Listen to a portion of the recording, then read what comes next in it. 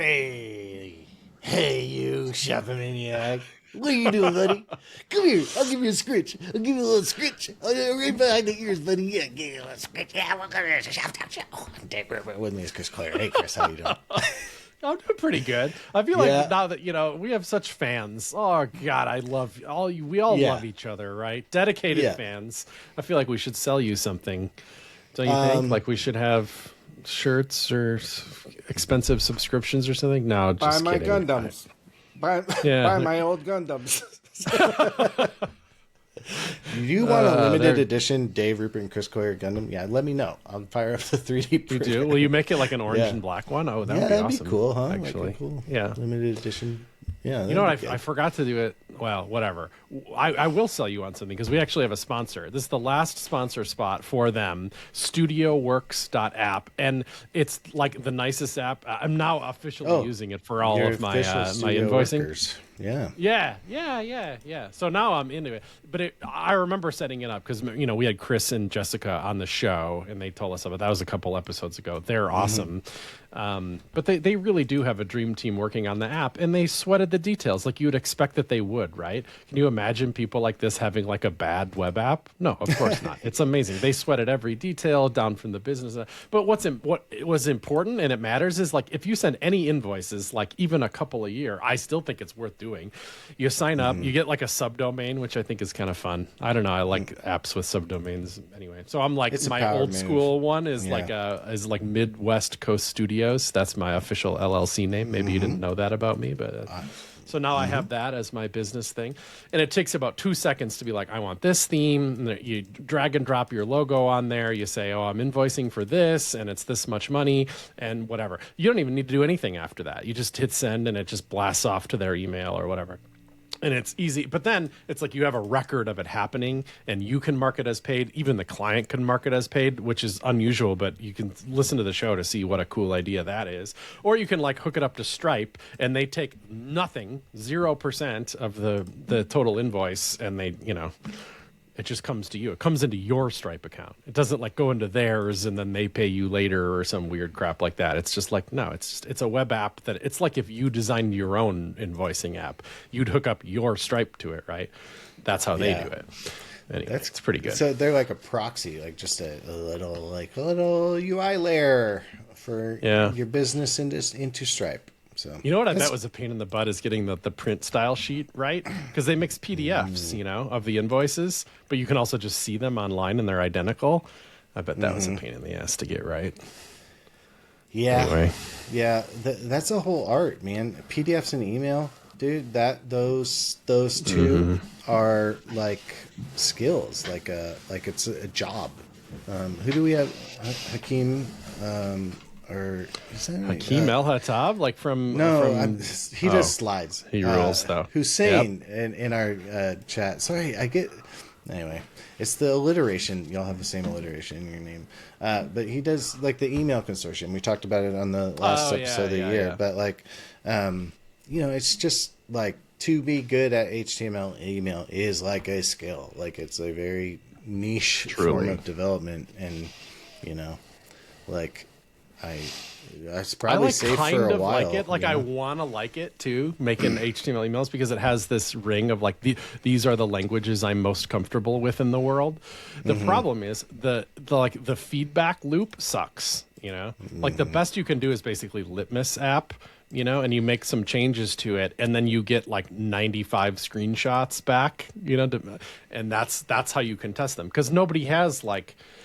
Windows 95 Outlook handy, or whatever. And they do. So I love Litmus. I think that's a cool business that they just wired all that stuff up, which was very ridiculously hard work and have to maintain it, which is surely a maintenance nightmare. And then they charge a bunch of money to use it. I think their minimum plan's like $100 a month or something.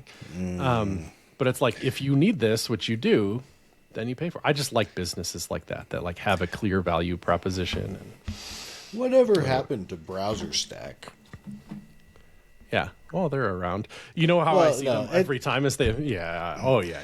Well, it's just Did we they used do to have. emails? I don't think they did. You know, it's interesting. No, but it's kind of for me. It was always the browser stack of email, right? It was kind of like, you know, here's how your browsers, and like I think that's really important. Browser stack is actually awesome. Like, I just, you know, it used to be we all had these device labs and we check everything on every device because we're really responsible people. And then, like, that's kind of gone out of favor. Isn't that weird? Nobody does that anymore. Yeah. Yeah. Partially because things got better. You know, it's like there's less problems. Opera but went away. Yeah. What happened? Why? But you know, what's also interesting in the same regard is it's very hard to download an old version of a browser. Like to download Chrome 130 or 131 or something before that's a good popovers. Like you can download it but it will try to auto update immediately, you know? Like it'll update itself. So like you have to then, when you're done testing, delete the whole thing, and then like remember which version is Chrome 133. And same with Firefox. You can get old Firefoxes, and that's good. Safaris is the really hard one. You know, the iOS simulator is kind of the best bet, but even that's, you know, I think it's somewhat quirky. I use but that like all the time. But you know that's how you. It's really hard to get an old version of Safari on your computer. Like if you wanted a Safari 16 or something, you have to go get a version locked Intel Mac, basically. That's oh my gosh! You know, I don't even know if Browser Stack is still around. I think it is because when you go to Can I Use, there's like that little tab that's like test this in the browser, and there's like a Browser Stack link. But then there was like another competing version of it too that I can't remember what the details are. But you know what I would do if I had to do it? I would use Browser Stack or whatever their competing one is, and I would just pay whatever it is because I'd put it on the company credit card and it would be fine or whatever. But there's no way I would my body would let me go through the technological battle to do it myself. No way. Yeah. I did. I've kind of quit the cross-device thing, but I will. I did. You know, every time I walk into Best Buy, I'm reminded. You know, there's like a billion Android phones. You know, and I'm like, oh yeah, okay, cool. And you know, I'm like, I should just pick up one of these, like Cricket. You know, pay per prepaid phones or whatever. You know, for like. Of like the Moto G5 that's like got, you know, it's like the cheapest or whatever, under $100. It's probably what most people have, you know, like from a global perspective, right? Like it's not $5,000, but I for some reason I'm just like, that's a project. I don't want to do it. No projects. So, but I should have a device once in a while maybe. But then I'm also complicated by I have all these, you know, firewalls and, you know, that makes it even more of a project. Yeah, I feel like every time I see Adam Argyle, he's got the trifold tablet phone thing. He's showing you how cool it is and all that. But I just posted, I don't know, not too long ago that he's like, you know, iOS apps get more polish and Android still scrolls bad. Oh, ooh. Those are his two bullet points in the whole post, you know? And I've always felt like that it doesn't have that, it's not that buttery smooth scrolling. And I don't know, like it bugs him as a daily user of it. I'm like, it would be impossible for me. Not that I could ever dream of leaving my comfortable Apple bubble that I've lived in since I was a wee boy. You're like, I am still on, Bob. I'm still using Bob. And or was Microsoft Bob? What was the Bob for? Anyway, I don't remember. There was like maybe it was that like simulation where a guy's like, you know, got his Newton hooked up to his Power Mac, you know, or what? You know. Oh, yeah, like an old ad. Yeah, or like an old this is going to be the future, you know. You like, you know, anyway, has a video conference, you know. Anyway. All right. Yeah. Do you want me to hit you with some new stuff? This is like new. It's like a new year. Maybe we should have done this last episode, but new year. Yeah. Well, because there's a bunch of stuff that was surprising to me. One of them is I don't even know. This is like a month old maybe at this point, but the working group decided on display grid lanes instead of masonry. Grid lanes is what we're going to call it. I like it personally. I think it's a good name. It's fine. I get Dave's putting it in the fine territory. WebKit's the first to ship it. I guess so it's locked in name, and I don't know how much of it is locked in. It feels to me like I'm glad it's shaking out this way, because I feel like because Apple's first to jump on it and was involved in all this and shipped it first, that they're just gonna be all on board, and everybody else will be like, yeah, fine, like Dave, and then eventually they'll ship it, and we'll have masonry, and that's how it's gonna go down. And it wouldn't have gone down that way if like Chrome got their way, and then it was different. I think I just get the feeling, and maybe it's just me being rude or reading too much into the situation, but I find it harder to believe that Apple would have been like, oh, okay, fine, we'll do it your way. Like, I just think it would just have been a war, and they just wouldn't have done it. There's an example of this happening right now, is one reason I think of that. I saw on Bruce Lawson's site a first look at the web install API. Have you heard of this thing? Yeah. PWAs are back, or whatever. Not back. They're back, never baby. really PWAs are back, baby. They are cool, though. They were always cool. They're still cool.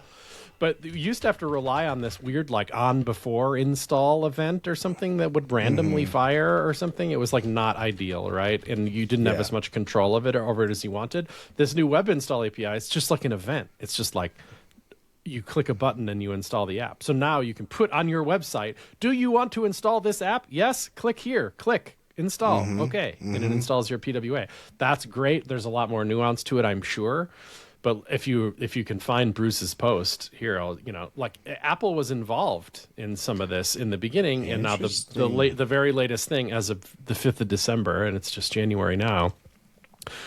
There is zero interest on the WebKit side for incubating background document installs, cross-origin installs, or Chromium-specific stuff. So they're basically saying, nah. And it's like they were involved in it, but they just feel like it's a Chrome thing, and screw them, even though Chrome and Edge are all over it. So to me, that's the kind of thing that's why I have this opinion, is you hear it from Apple just being like, oh, that's your thing? No, not into it. Vetoed. Dude, that's Chris Enns put a big old fart sound in here. That's that stinks. But, and then a little bit, to be fair, they have their add to doc thing, which is kind of this already. So they're like, well, we don't need it. They didn't say this, but maybe they think we don't need this because we did it already. We have our proprietary add to doc thing. Yeah, maybe. I don't know. I think this came out of Edge, so I probably need to be like careful. But I'll say Edge has the best support for it. I've heard that. They've always had this little, like, it's like a Tetris piece with a plus to install things. It's for a while, so it's pretty cool. But like, what I saw, because I didn't know this was happening, but what's cool is you can like basically build your own app store and just like install, and like I don't know. For me, I'm. I obviously for Edge or for, Windows App Store, Android App Stores or whatever, that's a huge boon, right? Like to just be able to install a website from a page, right? Or any any store with an app, a good web app, right? Like any sort of a platform, e-commerce or app or whatever that has a just is like, we're just going to have an install button on our website, and you click that install button and it installs. That'd be awesome. PWAstore.io is nice to go. They explain it, and then they have a whole like categories of all apps that are like ready to go. And there's like kind of a lot of them. PWAstore.com. Wow, including surprisingly an NSFW category, which is surprising. Hey, buddies. This must be European, they're a little cooler there. We are from Europe. We are comfortable with sexuality on the internet.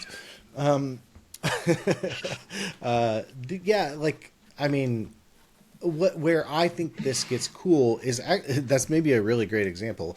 You want to get really horny apps, like you could find a place for it, right? But even small communities, like let's say Shop Talk, Discord, right? We're all building apps, little things. Like, wouldn't it be cool? We have a little app store for the Shop Talk Discord, and it's like, hey, welcome. Like, install these apps. These are all Shopomaniac apps, you know, or like, you know, it's, there's like this cool community spec, I feel, or community sort of vibe with it that could be cool. Or like, hey, here's like 20 games you can just play right now, install straight from itch.io or whatever. Like, or do you like print a lot of grid paper? Then just download grid paper app, and then you just have it forever. It's like installed on your computer. I think that rules. No, I mean, like, Squoosh is the best image compression app in the world. I use Squoosh daily, probably. Like, I'm squooshing stuff all the time. Like, I was just on SVG OMG, you know, like, that's another good one. Like, we need these kind of apps, these little, like, single pagers. And so it just is silly, you know. I went to a site the other day. It was very well designed, but it was just a list of like web utilities. I wish I could remember it, but it's just a list of web utilities. That would be super cool if it was just like install this, click a button, like get me to the next step, right? Like I don't have to wait for some heuristic to trigger or use the Edge browser and click the button to then do this. I want to click a big fat install button. Let me do that. That seems... I don't know. It seems like it's going to happen. This has more momentum than anything else has had so far. And Apple was involved in creating it. So despite this little comment, I can see it getting legs eventually. Because maybe Apple's like, fine, we'll support it. But what it'll do is it'll be a trigger for our add to dock thing. And they'll be like, okay. Yeah. Dude, I mean, let this happen, man. It'd be, I don't know. There's... whatever. There's appears to be some obvious. Anyway, learn PWAs because you still need to do that. You know. Yeah. No, PWAs are cool. I think they're under. You know, I think they never like hitched like it. Like it was almost like apps as a concept also petered out. You know, and so that maybe deflated the wind in the sails of PWAs. You know. Yeah, maybe something needed to help. There was that Google library that kind of helped, but they're still weird. They're freaking weird, and they're dangerous. Is another thing apps, that I think is or what? No, I think you ship a caching manifest to your website, and all of a sudden, you ship some new CSS, and the CSS doesn't update because you've accidentally like cached it incorrectly. Is like a real risk. Yeah. There's better APIs now. Like I rolled it out on something, and what was I building? Oh, I was messing around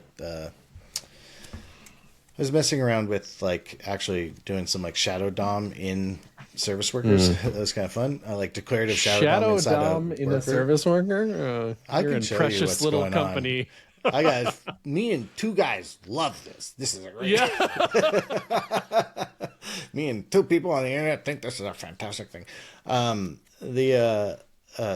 There's, what is hard about it is you need to know the little recipes or copy paste, hopefully successfully, the little recipes that like auto upgrade it, and like, will like, alert on install, and you need that on the client and the worker, so that's where it gets a little tricky. I wish there's something other than service worker box. What was the Google project? It was very useful. That's what I'm saying. Yeah. That's what it was. Worker box or whatever. Worker box. It was useful and had the stuff you wanted, but I just never grokked it. Like I never fully, it was easier for me to just write my own thing. It was weird. It just never met me, if that makes sense. I wanted to, I would love to build something like Modernizer. Like I want these 5 features in my service worker. Spit out that website or that service worker for me. I want to give you a little, hey, we updated the app. I want it to cache offline, but be network first. I want it to cache the top 10 posts in my blog or something, like something like that. Like that would be cool. If I could like load whatever, if I had a cool little way to configure it or something, maybe I just gave myself a project. Damn it, no new projects. Oh well. Yeah, no, I hope this goes through. It'd be cool. I mean, man, I have so many apps on my phone. I don't want apps, dude. I don't want to log into anything anymore. I just don't. Like I don't. Yeah. Anyway, you know what? I give you an idea. Can I give you an idea? You're going to tell me more new stuff, but I'll give you an idea. I already gave you the service worker declarative shadow DOM. Yes. I could show you that. You want to see that? I can go to CodePen. It works in CodePen? Yeah, I built it entirely in CodePen. Did you use the new editor? Because you need a service worker.js file, right? Yeah, I did. So it's in whatchamacallit, editor 2.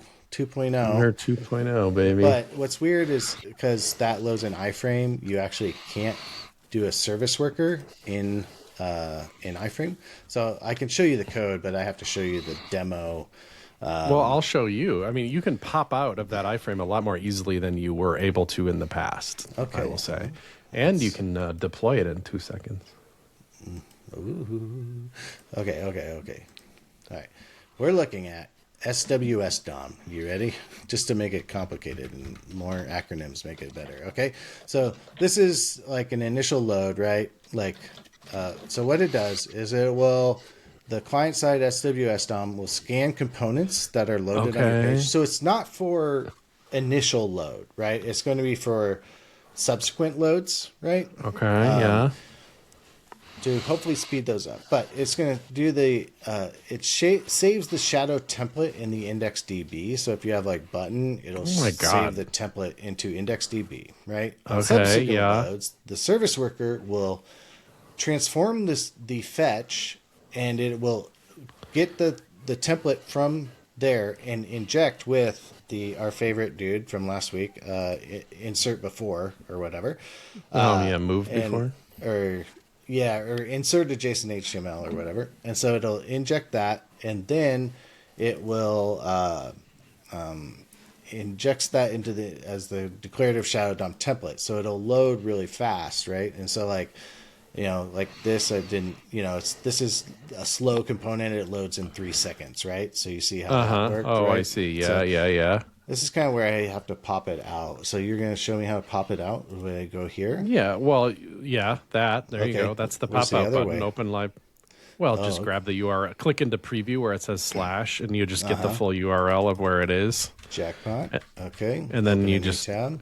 Yeah, and if you're like for people in browsers with split views, I should make that a thing. All browsers should have freaking split view by the end of the year. Ship it, everybody, please. I use it constantly. Anyway, yeah. So now you're gonna have to share a different window. To it. Yeah, I mean to flush the service worker. No I loaded no iframe now.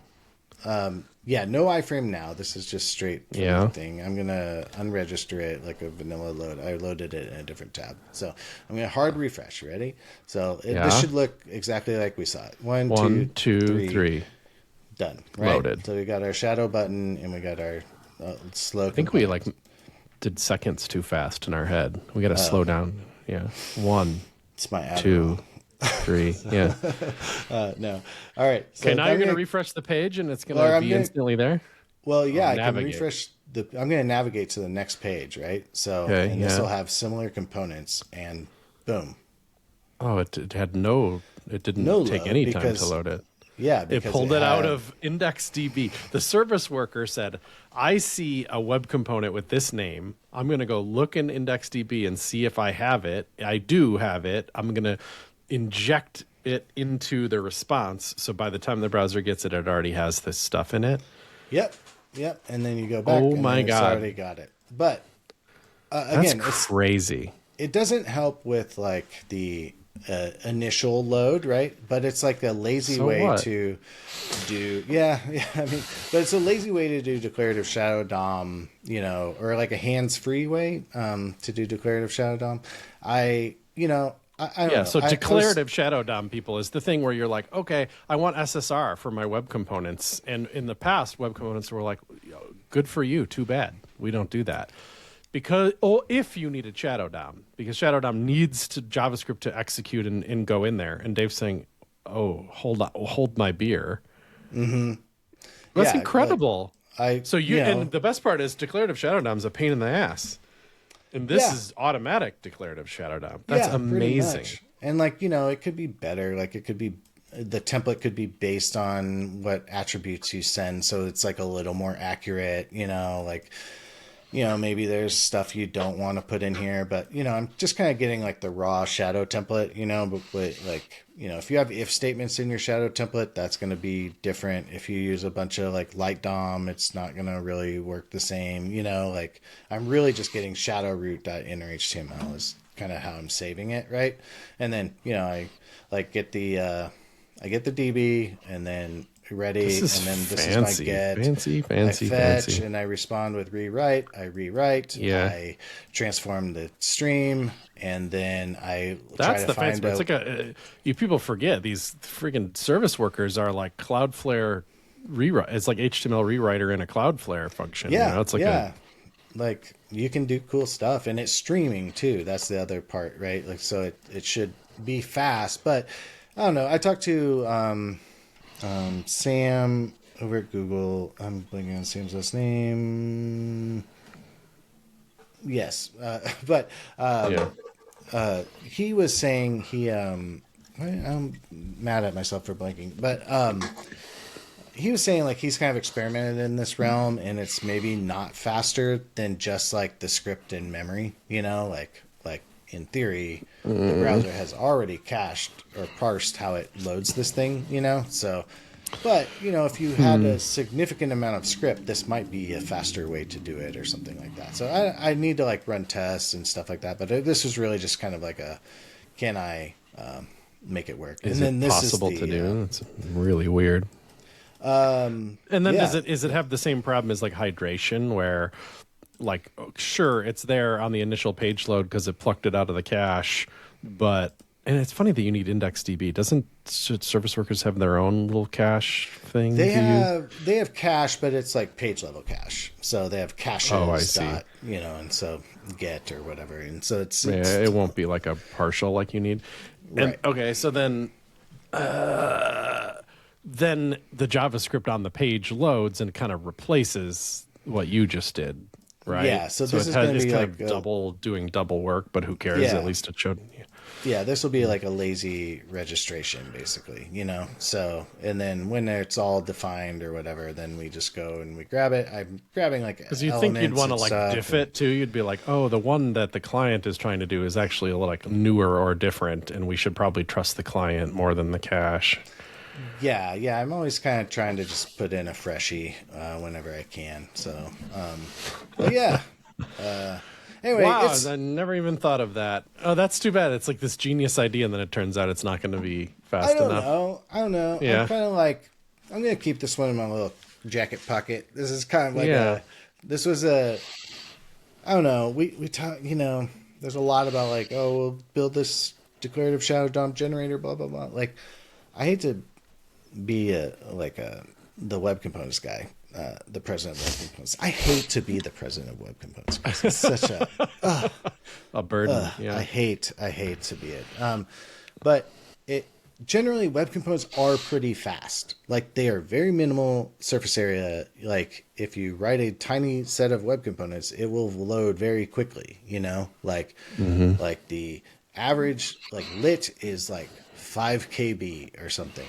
And so if you're using lit, like you are, 1/5 the size of React, not counting React plus React DOM, from like getting it onto the page, So, you're 1/20th of React plus React DOM, I think. And so like,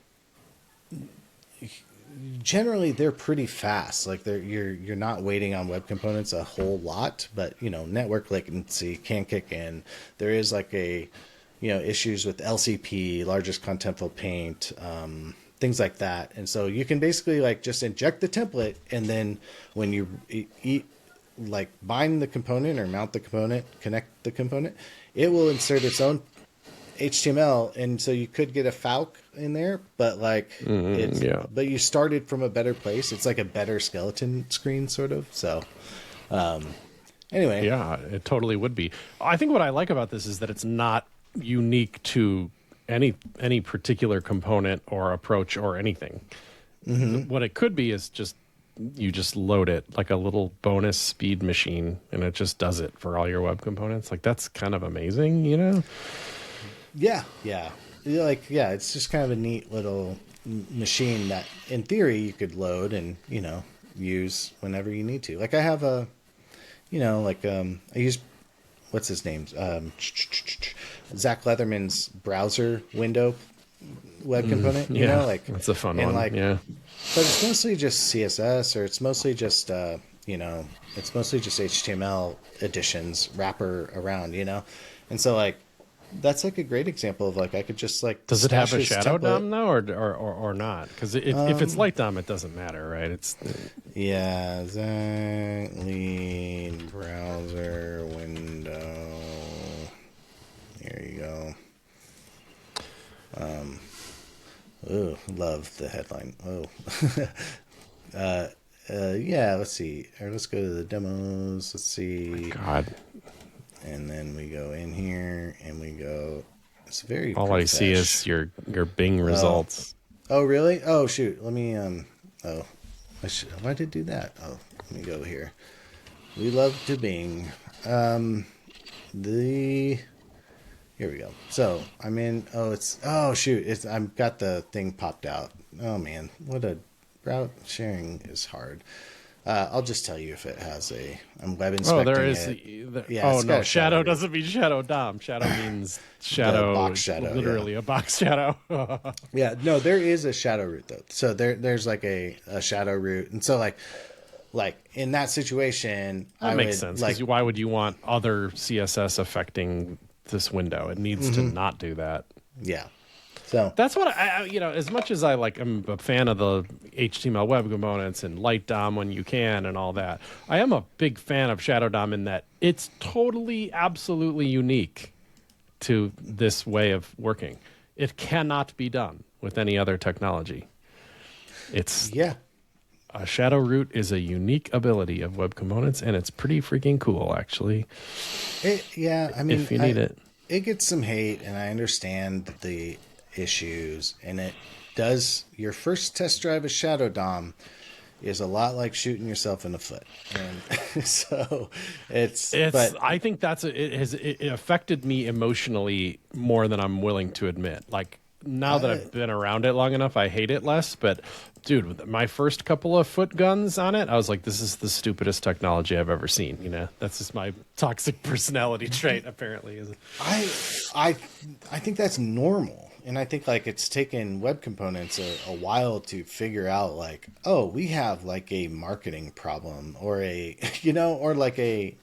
have web components as a concept. Like there's no nobody in charge. There's no organization in charge of web components, right? But like just like, oh, like we need to acknowledge Shadow DOM is quirky as hell, and so let's explain it more and smooth out those edges, so because like declarative shadow DOM, if you explained it to me, like I would even say I should just write HTML.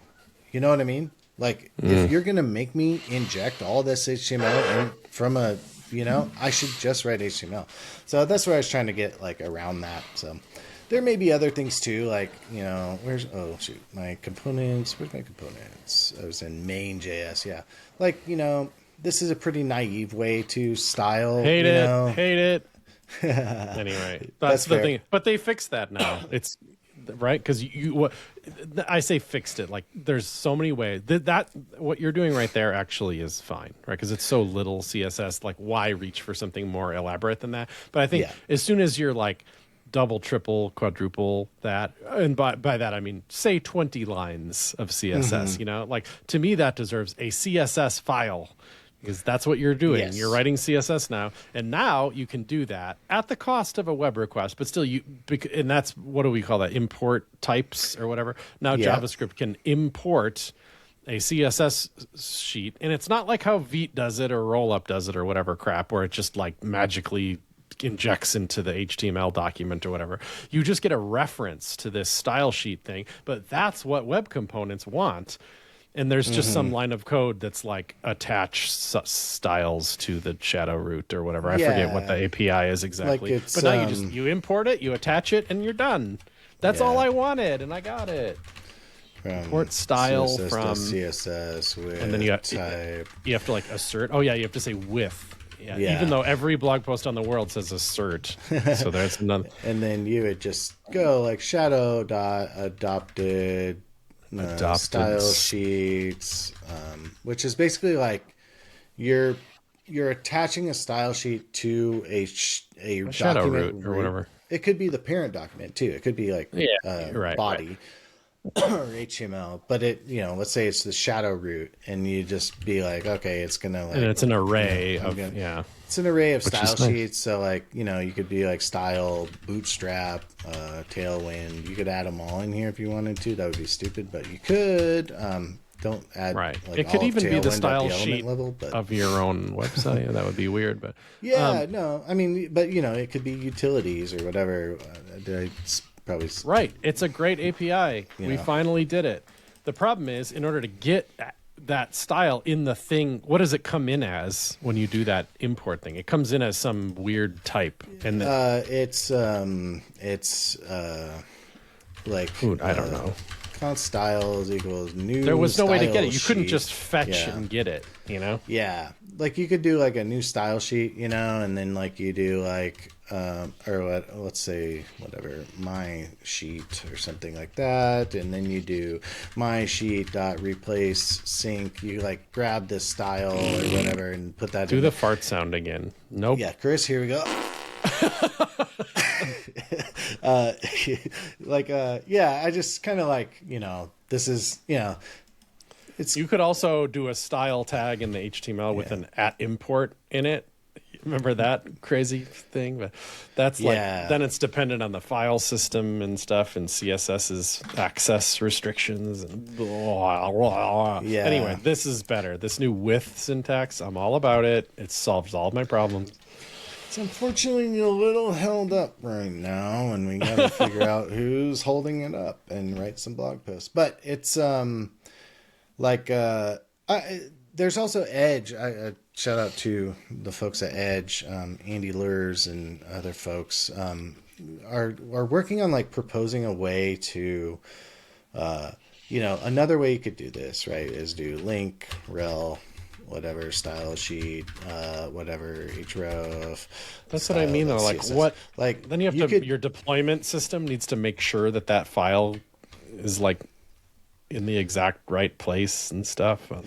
Yeah, it's getting kind of ugly, right? And so like it would be better if it was like an import or something like that. So anyway, there's like 2 or 3 proposals or explainers from Edge that are kind of trying to address this sort of get styles out of the component, because where we're at with like our bundle for Fluent UI, like if we could delete this from our templates, our JavaScript bundle gets cut in half.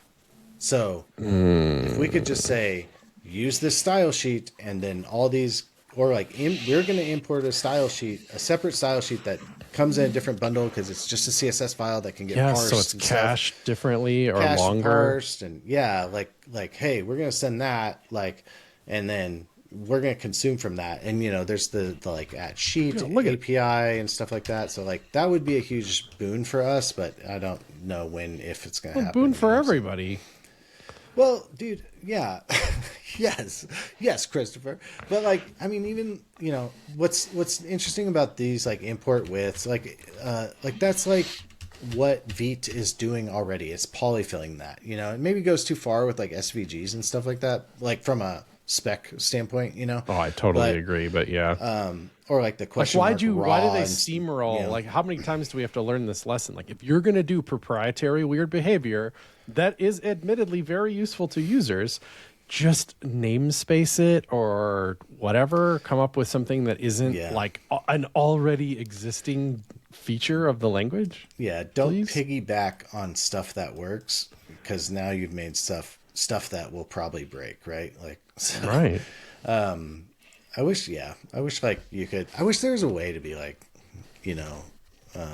something like import or something, or like, I don't know, like Rails used to do that. There's like comment directives you'd put at the top of like JavaScript files as part of their weird little asset pipeline, and it looked just like a JavaScript comment, but what it said was like, go get this file and concatenate it. Like, good idea, Rails. You didn't break anything. You just made it. You didn't steamroll the language to do it. Right. It's kind of like if you're gonna do a bad, here's the a way to do a bad. Like we're gonna have a officially sanctioned way to do a bad, And I was trying to find the good emoji. I thought there was kind of like a whatever. Like, could you do like import like that? Like with a little squiggly Sure. here. Like Love just it. like, hey, I'm doing bad here. Like this is the syntax for like really just kind of going. Like I'm doing something custom. Like don't invalidate this or something. I don't know, but anyway, this is That's cool. I like it. Yeah, it's an interesting toy, but I forgot how we got on this. But this is, I feel like we haven't even ended the Studioworks ad. Like we're still. Oh, hi. This is Welcome just to a tangent Studioworks. from Studioworks.app. It's good. Yeah. It's like a 40-minute ad for Studioworks. Anyway, they're an invoicing solution, and they're absolutely awesome. There's no way you're going to like sign up for it and send an invoice and be like, that was a bad experience. So anyway, take it from me. End of ad. End of ad. Welcome to the money. What was I going to say now? Because we were minutes. looking at Zach's blog post where he has like the world's largest blog headers, Yeah. And it looks a little fit texty to me. Fit text is famously a jQuery plugin that Dave Rupert wrote in like 1853 or something. I don't even remember how it worked. It probably was like increase size measure. No, I'm sure it did something awful. It was efficient. percentage based. It was all like set it and forget it. It did one pass. Okay. It's One basically pass. like but you had to put a magic CQI. number in there. Yeah, it was CQI times like Yes. Okay. 0.1 or something like that. So anyway. I see. That's how that worked. But so it was 100% or rendered 10% of the width. Yeah.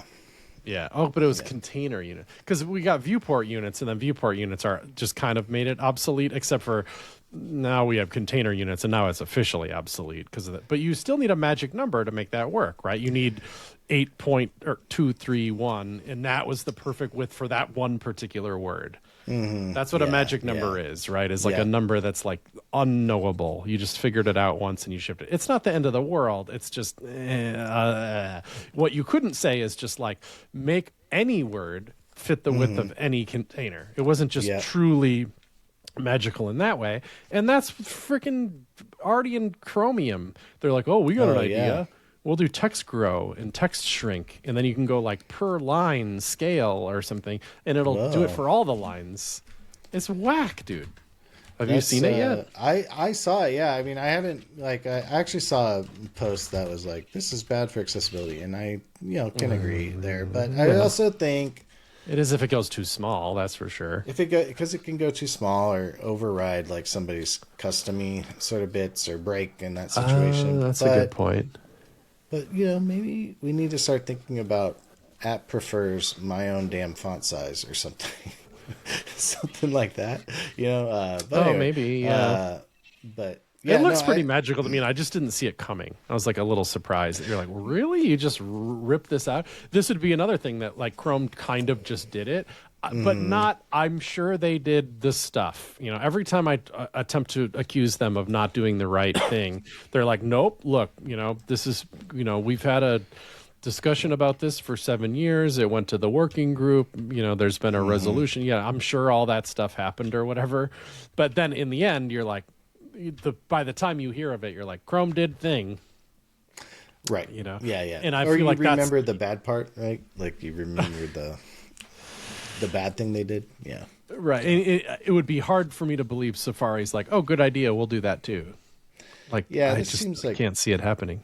Standards inspired. I'm thrilled, man. I would, the sooner I can delete fit text, the better my life's gonna get. But I think it's reasonable. It's a little designery. It's like nobody it's just not solving the world's biggest problem. But if you want this look, it means no JavaScript, no magic numbers. It just does the thing that you want it to do. Yeah. I mean, with fit text tried to be really responsible and just only measure once. Because if you get the parent width, that's like a page layout recalc, like it does like a full flash of green Yeah, it does. paint box. Just measuring it. Yeah. Just saying like parent width, and it's like, yeah, okay, gonna have to relay out the whole page here. I feel like that's a weird day when you learn that that just measuring something has cost in that way. You're like, I just wanted to know how big it was.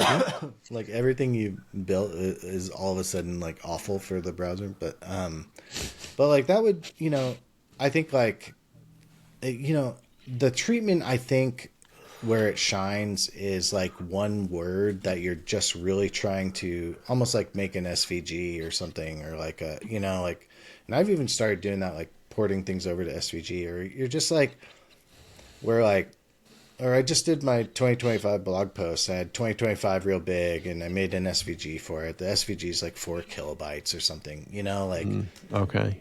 Could I have just done a font like yes, subset you could with have. Now four, you could have. That'd be a reason numbers? to use SVG because it scales nicely that way. I guess this is a shot across the bow of text SVG. I think SVG text was a little bit of an afterthought. if I could be real with you. I think you mean because it can't even wrap? Oh yeah, there's like 100 little like. I don't love it, and it does like auto shrink too, or like it'll auto fit, which is cool, but you're like, oh man, it's got 20 different alignments, I think, or something. It's weird anyway. But like the SVG is great, but it's just kind of this, it kind of like it's sometimes not as easy when you're just like, dude, I just want this to be big. Like now I have to build this whole mechanism to hot swap my H1s with SVGs and make sure that the accessibility still works and stuff like that. Like, wouldn't it be cool if you could just... It could. I mean, imagine a world in which that there was as much innovation in SVGs there are other names. Do you think there's an SVG 2026? Hell no, there's not. You know what's going to happen in 2026 with SVG? Like 2 browsers will ship some security fix or some kind of little fixy thing. That's what's going to happen. Yeah, there's 2 fixes and 1 removal. 2 fixes, 1 removal. We're not. Yeah, they're going to be like, sorry, filters be great. Soup's bad for. Right. Yeah.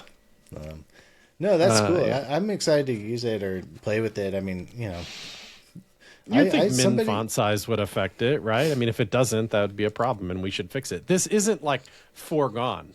It's like it's in Chrome because for test or in Canary. Just for testies, like it doesn't mean that's how it 100% ships. To be fair, well, there's or if it will at all. Once in a while, stuff just doesn't ship. Yeah, there's so many places where it's gonna, like, if you had like an icon, right, with 2 initials in it for an avatar, like a back, what do we call that? Like a a system avatar, non-custom avatar or something with 2 initials in it. Awesome, until somebody has 3 initials. Chris, what do you do? Or 4. Those letters are spilling across. Like a little zhudge, a little auto fix would go a long way. See, look at you thinking of these things. That's great. I think that's what. That happens sometimes. What was I thinking of? It may have been. I can't remember. I was looking at a thread the other day, and Leah Veru was like, look, we had a good discussion about the primitives and all this. I think we all agree about the low-level stuff, but we need to know some high-level stuff, too, so we can prioritize what the low-level stuff is. And I kind of appreciated her approach there. And sometimes she just takes to the social media, and people know that about her and are happy to respond with stuff. So her threads are usually full of ideas and thoughts and stuff that actually end up shaping this stuff. Mm-hmm.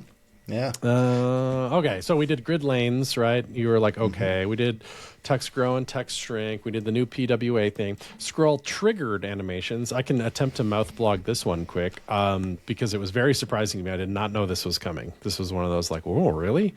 Because we got scroll driven animations. There's 2 different kinds. You can have basically like an animation timeline that is like how far is any particular element scrolled through, 0 to 100%. Very cool and useful, straightforward API. It replaces the timeline where normally you would say 2 seconds or 4 seconds or something. Okay. That goes away. It's not a time-based animation anymore. It's a scroll-based animation. It replaces the timeline part. It can also be a view-based one, which basically means like in relation to the viewport, what's going on. and that has a lot of nuance because it can be like partially visible or partially not visible and all this stuff. Scroll is the whole page scroll, right? And then viewport's like the element relative to the viewport. Yeah, okay. Yeah. And the viewport, if people aren't familiar with that term, is like the rectangle you can see right now. Yeah. It's the rectangle where stuff shows up. So yeah, right. Pretty important. But it's like, it's not necessarily like as soon as it's 100% visible on the page to the point where it's 1% not visible. It's hard to describe, but like there's the API is complicated by the idea that you can be like, you can start and end a view timeline at all sorts of different places. And that's very useful. And it's the first time you need it, you'll need to bone up on that. Okay. So that's an animation, a scroll driven animation replaces the timeline. You can also replace the timeline with you can start it instead of normally a keyframe animation like the ones we grew up with or whatever. They just happen immediately. Oh yeah. You just load the page and they just run. They're all going. Yeah. But now you can apply a trigger to it that says don't start until this trigger happens. A trigger is a custom ident. So it's -- Dave or whatever. Okay. You have to name it. Got to name the trigger. We love custom idents, and it won't start until the trigger is triggered. And so, how do you trigger a trigger in CSS? Well, there's another new thing. So you have to say animation -trigger to set the trigger, and then you have to say timeline trigger, and then -- Dave. But you can put it on whatever. They don't have to be this. It could be the same element, but it could be a totally different element. And then you say that the trigger, like what kind of trigger is it? And you say, oh, it's a view trigger, meaning when it appears on the screen, the view, and you have all the same view controls as the scroll-driven ones. Like, is it all the way visible? Is it 50% visible? Is it blah blah all that? That will trigger the trigger, and then the animation will start. So, interesting. I don't know that I just was learning about it, but I'm like, I get it. That's cool. So it's replacing the start of when an animation happens, which we've never really been able to do before. You can replace the timeline of it, but not like when it starts exactly. Yeah, you did like animation delay to make your LIs like go shoop, shoop, shoop, shoop or something, Yep, you can add a little delay. You could add a ident trigger to each LI, and when that previous trigger, like whatever sibling trigger goes, interesting. Is this how? A common example was you're scrolling down through paragraphs of text, and there's an image on the left that's fixed. It's like as you scroll by paragraph to paragraph, the image on the left is swapping out with another image that's relevant to that paragraph. Those are like two separate concepts, but now you're able to kind of attach them together. And it's neat. It's clever, and I like that it reuses stuff that we already kind of had. Like all this view stuff from scroll-driven animations is used here too. Mm-hmm. Is this how Timani Afif did the Mario in CSS? Is that what's going on? I haven't really looked at it. I clicked it open because somebody shared it in the CodePen Slack, but I didn't get it. I doubt it. I don't think they've dropped yet. The scroll-triggered ones. They might be in Canary only. It looks like scroll timelines, but so it's got it's messing with like a horizontal scroll and a little bit of vertical scroll. Yeah, dude. Timani lives on another plane of existence. So yeah. It has a different... I remember he dropped this thing, and I'm like, well, my next post is going to be about colors and buttons. He's like made Super Mario in CSS, and I'm like, I'm going to do a button color. I'm going to change it. Let's CSS. The stuff we work on is so boring comparatively. So he's just like, he's just fast and furious. Thought I had those. Remember, we just had checked. We have checked as a selector in CSS, and just that alone, kind of combined with the idea that a label, clicking a label can change an input's value. So there's like a little bit of a DOM disconnect between the label and the input. And you can style them separately. And then we have the check selector. People just went insane. You remember that? Like there's this Ben Evans CodePen, you must build a lighthouse or something. That's like this really fun. People build all kinds of games, literal games on the back of one Boolean selector. That's all you get in CSS for a long time. But now we have more than that because we have the details element that can open and close in HTML and stuff. But but it's starting to become apparent. Like one of the real interactive, crazy things we're going to get are these stylable selects. Which I'm sure you've seen, but because all the demos are like, oh, look, you can put like the country flag in a country selector now or something. And you're like, okay, that's nice, I guess. But you get all this other interactivity. You get like the up and down arrow. And then as you select something, it like makes a clone of it and puts it inside the button itself. And, you can attach, these carousels. Like scrolling, you can add scroll buttons to scroll the selects inside of a select because it just scrolls now. So you can have like back and forward arrows to select the elements inside of a select. You're like, God, you must be kidding me. And then you can add open and close animations to it with starting style and stuff. You will definitely be able to program an entire video game in a select menu. I promise. You have so much get this for free interactivity to bastardize. Probably won't be 1,000% accessible, but the select elements themselves are, but I'm sure you can ruin it, Yeah. I mean, people will do horrible things, and that's, that's kind of cool and kind of, I think it's, I think it's tough to be like, that's where I think we were talking about like knowing quality in the last one. It's like you can like generate stuff, but you don't know the quality of it. I think CSS is kind of the same thing. Like you can do a CSS trick where you have like a checkbox that's like whatever reprograms the whole website or whatever, and it's like that's cool, but like you still gotta know if you did a bad or but unfortunately these trends just kind of kick off sometimes, like memes, they get adopted rapidly, and so you're just like, oh well, this is not great, undo, you can't. So but either way though, I'm excited. It's cool, so well, I will I'll leave you with one last one that I didn't know about. That's not, okay. It's like a little bit new, but not wildly new. In fact, I think it dropped pretty much when view transitions did. This is a part of view transitions that I just didn't know about. But there's a little API there's two like JavaScript events that you're watching for with view transitions. You don't have to, but you can. That's basically like a page is loading that's like coming from a view transition essentially, or I'm about to send a page away using a view transition. They're like page reveal and page swap, I think is what they're called. You can watch for those events and then you just know a view transition is happening. But during that event, real quick, you can do whatever you want. But one of the things you can do is on the transition itself, you can set a type. You can just set, this is a page, a Dave type page transition. And you can do that for any reason in the world. You just do it. And then in CSS, there's a pseudo class called active view transition type.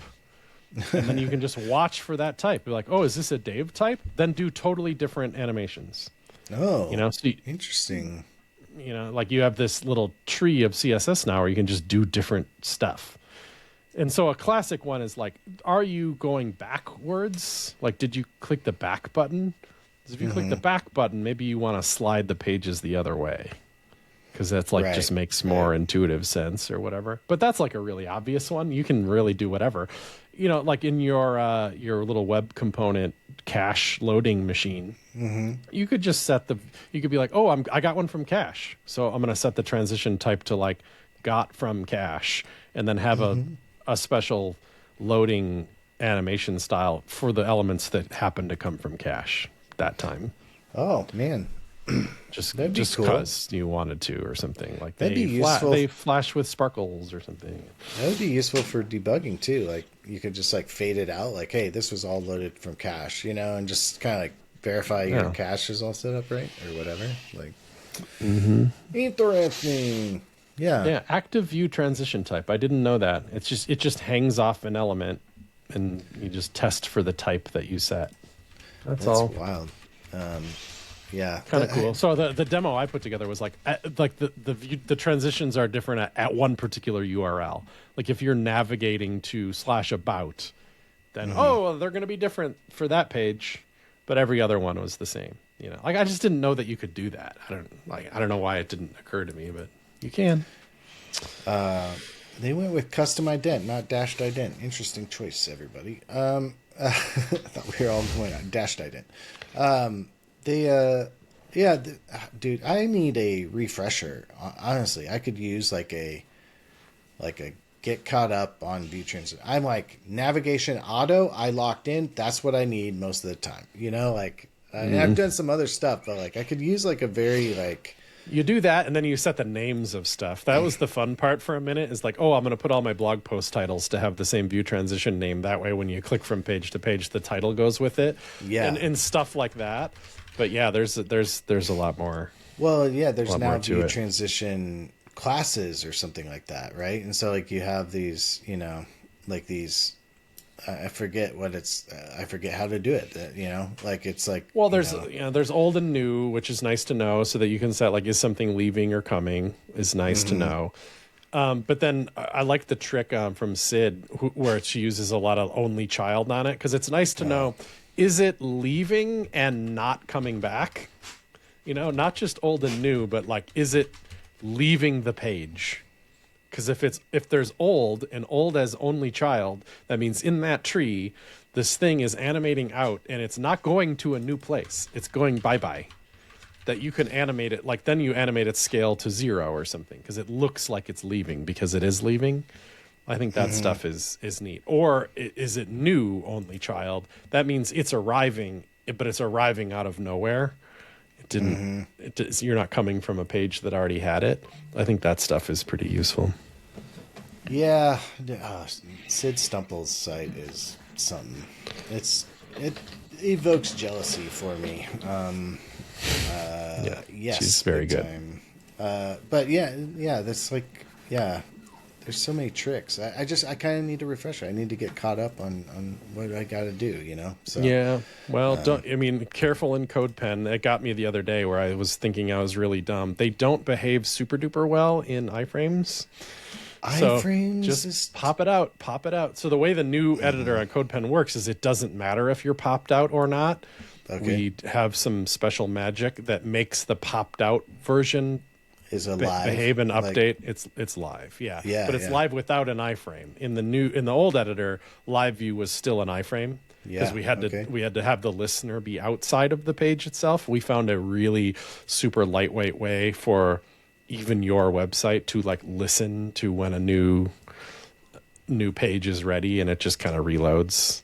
So when you pop out in the new editor, it's a lot nicer of an experience than it used to be. It's no iframe, which can be really nice for having the dev tools open and shit. Yeah. But it's still live reloads. So magic, just a little bit of the magic of CodePen 2.0. Oh, that's good. It's an improvement. I've enjoyed it, especially like when you're just like, I just need a different file, right? You're like, I need this plus this, you know, like and I don't want to set up dev environments all over my computer. You know, that's such a, wish people understood the power. It's so nice. So, highly shareable too. So I can just be like, look at this, you know, and then people will be like, I get it. I hate it. You know, get a reaction. Yeah. So, yeah. Well, if it's your coworker, you can just type in their account or email address too, and then you're both co-owners of it. That's new to CodePen. Yeah. And the one-click deployments is ready in there too for you all beta users. Just click a button and you get a subdomain deployed version of the site. The deal there that's different than the pop-out we were talking about is that it doesn't change unless you redeploy it. So now you have this deployed one that's kind of locked in time. So for example, you could send it to your boss or coworker or whatever, and you're not going to accidentally screw it up because it's locked in time. Whereas then you can keep playing with the pen and trying stuff and not worry that you're like breaking the thing that you were trying to show them. Yeah. Yeah. But the obvious thing of deployment is it's actually deployable. Like you know, this will be ready, I think, this week. Is then you can just DNS to it, and then DNS it. It's like literally a website. Sweet. I think it'll take an A record or a name server or whatever. It'll be all the normal ways you can do that. No, that's great. No, it's I can't say enough good things about how CodePen has benefited my career. So, you know. Thanks, Dave. I'm just if I was sharing a prototype with a coworker and I had to like be like, okay, now I published a private GitHub repo. Now pull the GitHub repo, set it up on your computer, npm install. All that sucks. Like, and 9 out of 10 times it's with the designer. And so like I'm able to just be like, here, like this is it. Let's talk about it. And I've even had people like take my CodePens and then pull it locally and start building something. And it's like, I can't see that. I'd have no idea what's on it. Now that only exists on your computer. We can't share, and so it's a problem that, you took it to your computer, but yeah, hopefully that will be less. That's interesting. I didn't, I mean, we've thought about lots of different use cases, but I like that one that you won't need to do that they can just be like, oh, this is editable. Sweet. I'll just do it right here. Just edit it, dude, or fork it and edit it. And then we have a paper trail, and I can work on my thing, use yours. Yeah. That's nice. So, yeah. Yeah, and it's it should load up instantly too. That's like it's something we thought about when you send that URL, like it's already been built. It's pulling all this stuff from cache. The page is very lightweight. It's not going to be one of these things that's like, okay, you arrive. Oh, okay, let its container spin up. Let it run its npm install and stuff, and then see the preview. It's like, no, it's going to immediately show you, like the thing that you're trying to show somebody might be the first thing that loads. It's just sitting in cache, ready to go. It's already been built, so why build it again just because somebody hit the URL? Yeah. We cache builds too. I don't know. I hate to. We got to end this thing, but it's like if you've run the same build as somebody else's build, that build is cached. So like it'll look like it happened instantly. You're like, oh, shouldn't it have needed to do some work there? It's like, well, it did once. We already did it though, so. Here you go. You can have that pre-done build. We figured out how to do less work. And but it's smart. Like, you can cache builds locally, but it's different when the whole world is sharing cached builds. Yeah. Neat. No, that's great. That's awesome. It's good. It's getting good. It's exciting. I'm excited when y'all turn it on. I think that's going to be an exciting pretty close world. I picked out a bunch of questions from users that we're going to have to do next time. So thanks, but we just know that we'll do that, and we have some cool guests coming up. So here we go, 2026. Good luck. Tell us what you're working on. We'd like to see it. All right. Join us in the Discord, patreon.com/shoptalkshow. Chris, you got anything else? Shoptalkshow.com. Bye. Bye. Glitch.